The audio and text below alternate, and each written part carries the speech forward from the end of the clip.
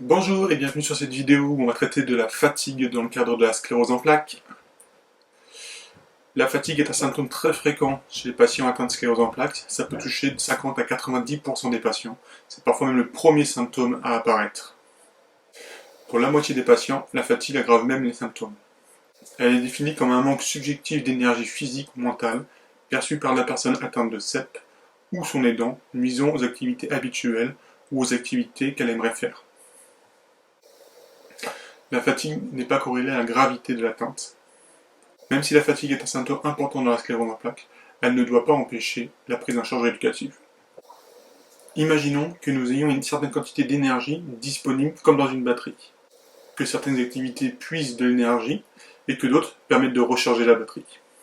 Dans le cas de la CEP, cette batterie pourrait avoir du mal à se recharger ou alors se décharger plus vite. Ceci engendrant un symptôme invisible mais ayant des fortes répercussions dans le quotidien.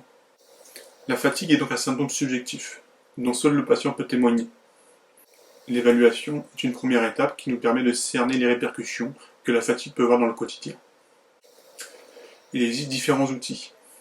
Par exemple, le MIF-CEP est un auto-questionnaire comprenant 40 questions, mesurées par une échelle ordinale allant de 0 à 3. 0, c'est tout à fait faux. 3, c'est tout à fait vrai. Une version plus courte, de 21 questions, est également validée. Il permet d'explorer les dimensions physiques, psychologiques et sociales de la fatigue. La Fatigue Severity Scale est également un auto-questionnaire, plus court, comprenant 9 questions. Il est mesuré par une échelle ordinale allant de 1 à 7. Enfin, une autre méthode d'évaluation, simple et facile, consiste à utiliser un EVA ou une échelle numérique allant de 0 à 10. 0 correspondant à aucune fatigue et 10 la plus forte pouvant être imaginée. Les deux premières échelles sont plutôt utilisées lors des bilans et l'EVA ou l'échelle numérique au quotidien. En amont d'un effort, un protocole de préparation peut être mis en place, consistant à un repos en position allongée plutôt, plus ou moins long en fonction de la fatigue, associé à de la cryothérapie, bain froid ou douche fraîche pendant au moins 20 minutes. Lors des séances de rééducation, les exercices sont systématiquement adaptés au niveau de fatigue, d'où l'importance d'évaluer régulièrement cette fatigue.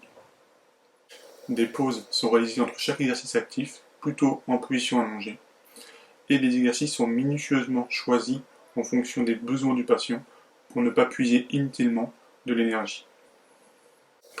Nous serons également attentifs aux conditions dans lesquelles se font ces exercices.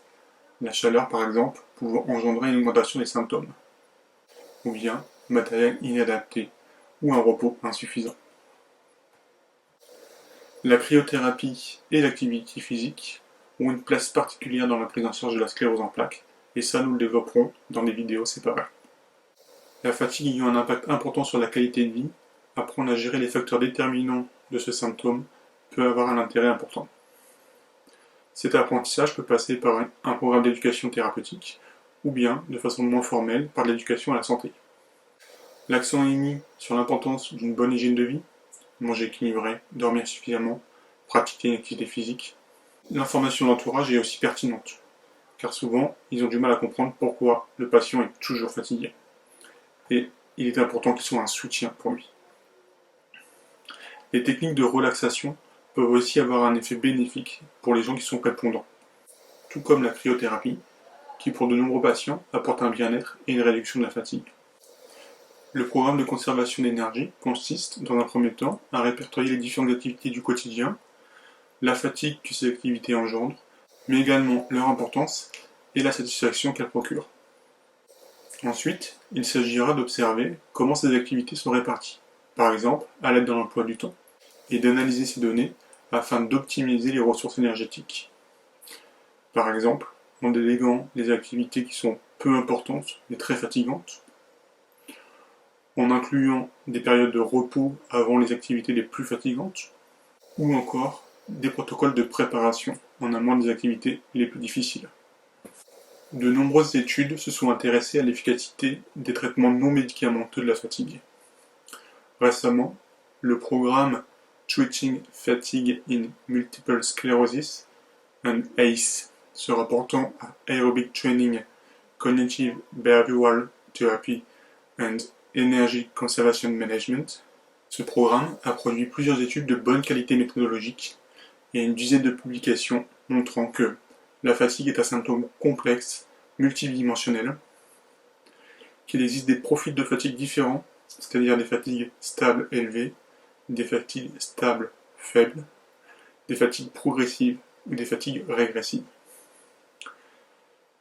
La TCC, thérapie cognitivo-comportementale, est la seule à avoir montré un effet significatif.